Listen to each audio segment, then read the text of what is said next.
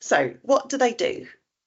They do lots of different things, and each one has a different combination of different features. There's quite a distinction, I think, between commercial apps that you might, you open your phone, you go in the Play Store and you say breathing app. That'll often be pretty different from something provided by a doctor, and we'll go through why that is. So one common feature that's in most of them, I think, is some sort of a symptom diary. And then it draws graphs and it can show you over time, whether it's one symptom, a few different symptoms, or when you've had exacerbations, that kind of thing, or like how much prednisolone you've been taking per day. And then it shows you a nice graph at the end of it, and it can be a lot easier to visualize how things have been. Because sometimes you go to an appointment and the doctor says, "How have you been?" and you think, fine, I think.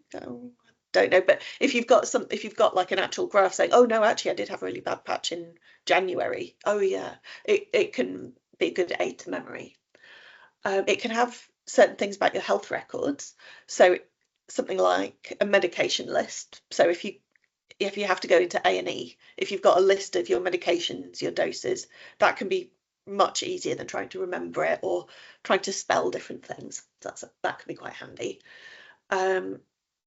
Like with the one we've just seen, it can give you information about your condition or about how to do the different exercise and the different treatments. It can give you reminders, so things like reminders to take your medication, or things like sort of like physio or like meditation, that kind of thing. Like you're supposed to do them, but it can slip a bit. But if you can find that some people get a bit more motivation to really stick to things if they've got a little app giving them a little notification. But then other people find it annoying, so that varies. And especially if you've got quite a complicated different medications on different days or something, it can make it easier to just, if you're having problems sort of sticking to the medication schedule, and that it might help you organise that a bit better. But again, that doesn't apply to everyone. That's a lot more variable. So each app's got a different combination of these different things.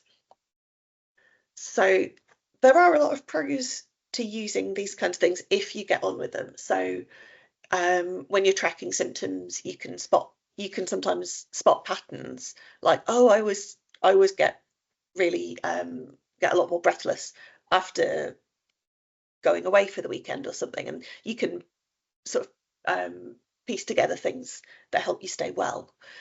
And I've got a friend that she made me some soup yesterday, and she has like a monitor that she wears on her arm that measures I think like heart rate and blood pressure and things like that. She's got some health problems, but quite often she can spot a couple of days in advance, I'm going to crash. She can see it on the app before it actually happens, and she's finding that very useful.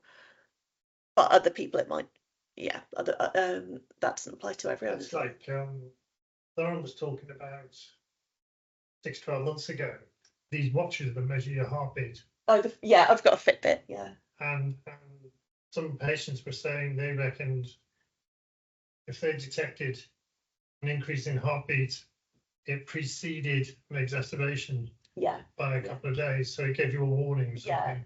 Yeah, so you can start looking after your body. We never tested it to see if that actually is the case, but it's an interesting idea that you could be pre-warned of a viral infection or something just by monitoring heart rate. Yeah. It's difficult when it's like a commercial one, so like a Fitbit, because it's not validated for that. But that's where these sort of support groups can come in, because people can sort of compare notes a little bit and say what works for them without making an actual health claim. Because obviously, like the FDA would scream if we suggested using Fitbits. Yeah, there's a difference between what we can talk about as an NHS representative. Yeah, there's what you can recommend generally to people, and just anecdotally what a few people find useful, try things out. It's quite different. Yeah. Yes, because I don't get temperatures, so I used to find it very helpful because my heart rate would go up. So then I knew I definitely had an infection. Not that people would always believe me, but that was helpful. Yeah, and heart rate, it is quite responsive to things, I think. So I mean, I'm not in the same position, but when I was on the train a couple of weeks ago, I noticed my heart rate was quite high. It was a bit stressful, it was a bit warm. Was the ticket collector coming towards you? No, I had a ticket. I wasn't right, scared okay. of that. No, if I've got a ticket, they better check it. And I thought, oh, I'm getting a bit wound up here, but I hadn't noticed it, but I could see my heart rate's gone up. And so I did my meditation tapes just on my phone, and the difference it made to my heart rate went down by about like 30 beats per minute. And it wasn't activity, it was just because I was mentally doing something else. So yeah. So it can be quite, it can be quite a nice way of sort of checking in with yourself, sort of thinking, oh, I feel a bit odd, but am I imagining it? And then you check and you're like, no, I'm not imagining it. You do a lot of meditation. Yes. And you quite practiced that's how it was so successful, but you quite practiced doing that. I mean, I don't imagine a train's a very conducive to meditation place. It doesn't have to be conducive. Just when you need it, you need it. Yeah. I don't do anything that complicated, but I do it quite often. I've only ever really attempted to meditate when I'm trying to go to sleep. It's not working, and it usually helps. Yeah. We could do a talk about that. Do a little thing on clinical value of meditation. Yeah, it's pretty well proven for certain things. Oh, cool. It's pretty good. I really like it. What was I saying? I think we're up to cons. I know those.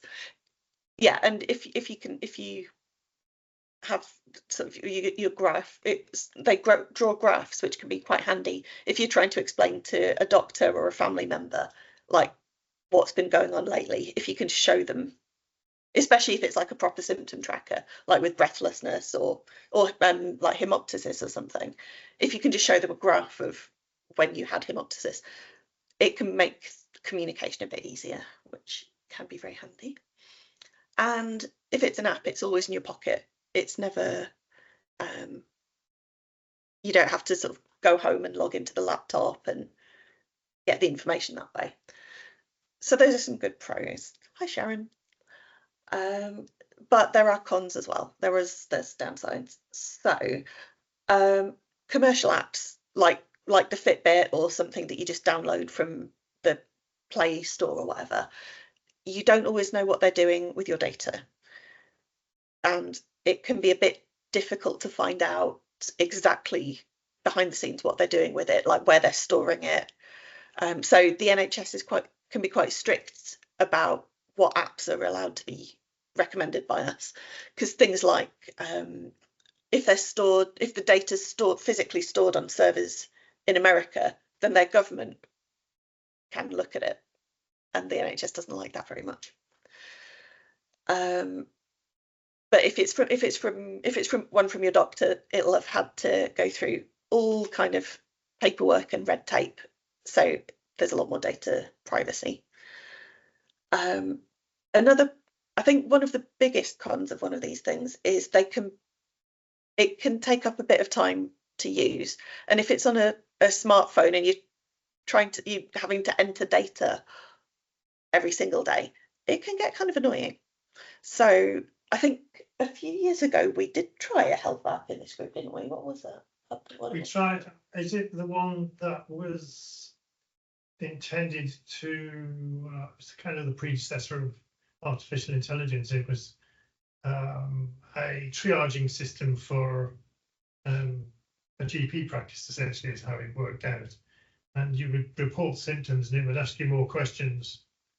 And based on those questions, it would suggest a treatment, an intervention, or go and see a doctor type of thing. Is that the one? Oh no, that's a different one to what I Yeah. thought. There was, I don't know if anybody remembers it, probably about like 5 years ago in this group, we tried out an app on people's phones, and I think some people really liked it and were like stuck to it every day for 3 weeks, and then lost interest because the novelty wears off, and you, after a while it just can just be a little bit. You just think, oh, not that again. I can't be bothered. Remember? I can't. Oh, I can't. That's going to annoy me. I can't. It was like some health file, whatever. I don't know. And another part of that is if you are like, people are quite different about how they like seeing their own sort of numbers and readings and measurements. Some people don't want to look at it every day. It could be maybe quite upsetting, like just, oh, here's another reminder that I'm not well, or oh, that number's gone up slightly. Should I be worried about it? So it can create anxiety. It can really, if you don't like this kind of thing, it can really raise your anxiety level, which obviously doesn't. Yeah, we don't want to make anyone more anxious, obviously. And another con that maybe I hadn't really thought of until now is sort of the extra work for like people like nurses. Like if people have started using an app, and so like with this one that's being trialed, if I recommend everyone to start using whatever app, and then people have questions about it and then phone our nurses, it's kind of, they if they don't know about the app, how it works, that might sort of they might be a little bit blindsided there. So it's something, it's really important to sort of, for it to be something that the whole team is on board with. Yeah. Obviously, like, you guys don't need to worry about that. That's for me to worry about. That's why this kind of group is going through the NHS and making official Yeah. NHS now. Yeah. Then everyone can buy into it. Yeah, and having it sort of standardized between different centres is really good. Because if it's something that you've just got from the Google Play Store, the chance that your nurse will be familiar with how it works or how it calculates things, they might not be able to give you good advice on just some commercial app, because there's no training on it. They are coming into daily use now, because you've described your friend has a sensor, and there's that diabetic sensor that you put on your arm as well. Yeah, the Libre Freestyle. So it's like, I went to a talk about 10 years ago at the university, and it was about the use of data produced by devices, the wearable devices. And at that time, there were two main problems. One was, can we trust the data? Is the sensor accurate enough? And the other one was, what do we do with all the data? Because if you're doing 24 hours of data collecting, I mean, you're only suggesting once or twice a day, I think.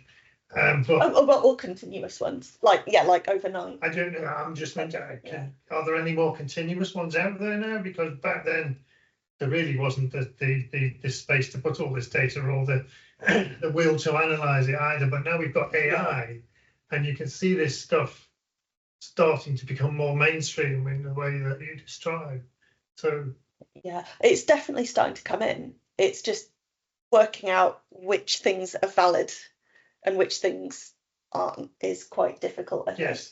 So like with the Fitbit, one of the things that I don't like about it is it calculates things from your heart rate that I don't think it is capable of doing. Data. Yeah. So like it tells you costs a lot of money as well. You can get one secondhand for about 30 quid, which That's a lot. yeah, like you have to think before you buy it, but and like the if you want to buy one first hand, yeah, they do get pretty expensive. But some people, I think they just like having the latest shiny toy. But yeah. Another con, if you like, with it is all this new technology stuff. Some of it doesn't actually work. I purchased a oxygen finger reader, and it constantly reads quite low. oxygen levels, sometimes really low. And I've got used to it. I've used it every day, at the same time every day for weeks and weeks and weeks. And then I went to see a doctor not so long ago, and on the same, the same morning, I'd taken my reading, and he took a reading with his oxygen reader at the surgery, and it was, mine read something like 89, 90. And when I got to the surgery, which I've been walked to it and everything, is read 98. Yeah. So either mine's rubbish or his is rubbish. Now, since then, I've had another one done with another GP, another doctor, and it's read 98, 97, 98. So the one I've got, even though it wasn't particularly expensive, but it was recommended and came with umpteen stars and everything, is actually no good because it's reading about, it's constantly reading about 8 or 9 digits too low. Well, that's no good at all. No, I mean, that's dangerously misleading. That's That is dangerously, that's awful. Because I'm under the impression all the time that my oxygen levels are in the high 80s and low 90s, when in actual fact, they appear to be in the mid 90s, going on really good. So it's absolute rubbish. And the same applies to a thermometer I've got as well. I've got a thermometer which I've had for years, and its readings are all over the place. One minute you can be 35, 35.5, say, and then within an hour and a half you can be 36.5. But so you've got to be really careful with this stuff. You think it's good, but it might not be. Yeah, and like how many stars it's got in the review is absolutely no guide to whether it's medically sound at all. You're better off. I think you'd be better off comparing it on the day you go to see a GP or a doctor. Yeah. So get them to take your temperature, get them to take your pulse rate, your oxygen levels, and then compare it with whatever machinery you've got back at home or wherever. Yeah. Or if there's one that they recommend. So my dad, his doctor recommended him a particular brand of blood pressure monitor because he'd had a heart attack. And that seems to work well. But also you have to know how to use it. Yes. And if you get an instruction leaflet that's not very helpful,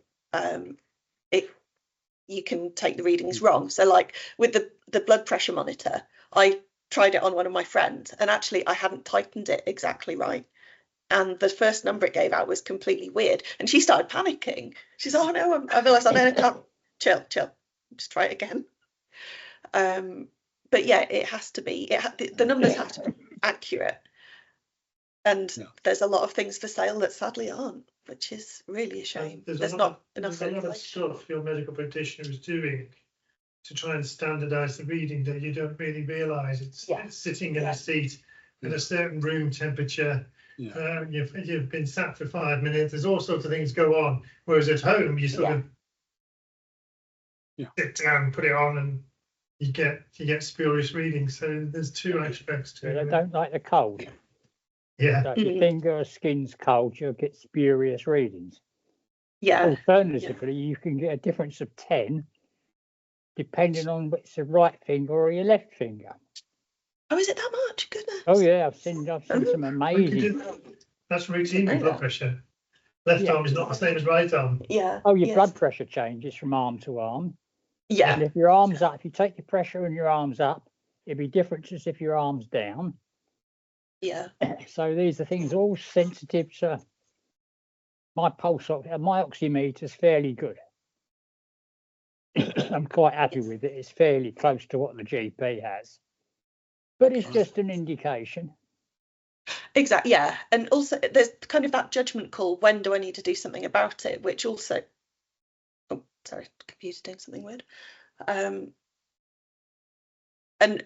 it can never, oh, hang on, sorry. Oh, the computer's going to, it's within half an hour, but that's okay. It does that every day. It's really annoying. Yeah. It's about halfway through my book. We'll have a coffee quick. Yeah, and knowing like when you need to call an ambulance, like, oh, my oxygen pressure, saturation has dropped by however many points. What do I do about it? Something you bought on Amazon, it can't tell you that, which I think a lot of the problems with Fitbits is they're trying to give one size fits all readings and advice to a group of people that we're not one size fits all. And if somebody's got serious health conditions, it can be dangerous. So it's always worth discussing with the doctor first. Have you been told what your normal level should be? Exactly, yeah. What's your baseline? My baseline is 88 to 92. Yeah. So and that's normal for serious chest conditions. So I don't expect to see 95 or 99. Yeah. Unless I got my oxygen on. Yeah. So you need your baseline from your doctor, what it should be. Yeah. And then if I phoned 111 and said, oh, my oxygen level's 88, they'd send an ambulance. In fact, It's normal. It's not a problem. Yeah. Or anything, or like, especially with things like hemoptysis, what's normal for somebody who's had CPA for years might be an emergency for somebody that hasn't got it. So it's, be very, very wary of anything that's one size fits all, or that isn't. So testing things out for certain, like testing an app for a certain condition, that it's called validation. So that's sort of what the trial for this Self-Breathe is about. It's saying, does it work for this purpose and for this group of people? And a lot of stuff that you can buy online, they don't do any of that. I think it's going to be interesting, that study, because as someone mentioned, from one time of year to the next time of year, you get different levels of breathlessness for different reasons. Yeah. And they're going to be testing this same intervention all year round, and it may work sometimes of the year, and it may not work. So they're going to have to record all that, all the date and all the rest of it, to get valid information. I guess by excluding people where they have definite well points and not well points, they'll get rid. They'll just leave the variation left. But hopefully the effect size will be big enough that it can cope with that variation. Well, if it can have an impact no matter what, it would be. I think that's as interesting as anything else. But the other thing is with breathlessness, not so much recently because I've been a bit poorly, but in the past when I've been going for walks and things, I always noticed when the air quality was really poor, my breathlessness was awful. I couldn't walk up hills and stuff like that on those days. So it depends on the air quality itself as well. Yeah. And that fluctuates from one day to another, quite literally. Yeah. These are called confounding factors. As long as it's not systematically the same for each person in the trial, it should kind of average it. Yeah. This is why you end up with like a lot of noise in data. But hopefully, I think they're going to recruit a lot of people, so it should balance out between people reasonably well.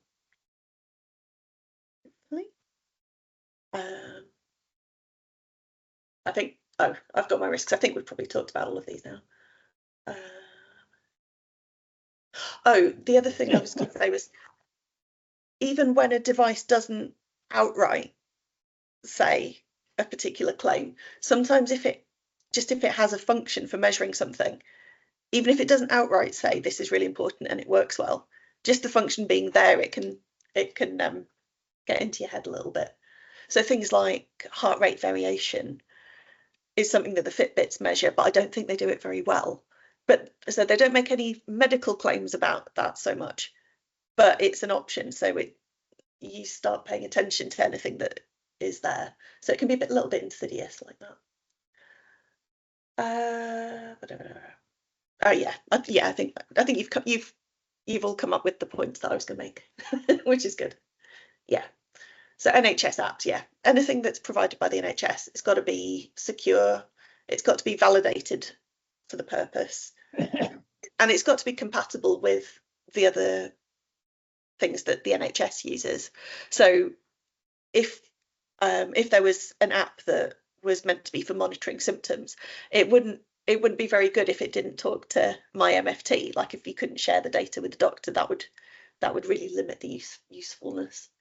And it should be accessible, which I think a lot of things like Fitbits that are aimed at young people who are very much sort of technologically aware, that they're not always that easy to use for somebody who's not used to them and maybe has sort of vision or coordination problems.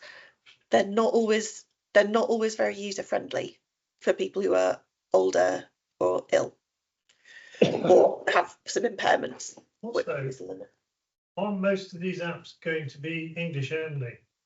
Is the NHS, is the MFT app English only? I can't be. Because there's something like 10% of the 10-15% of the country doesn't have English as a first language, so we're excluding a sizable chunk. I don't know, it couldn't possibly. A lot of people struggle by with English, but it's not great at it. It might be hard to work out. Yeah.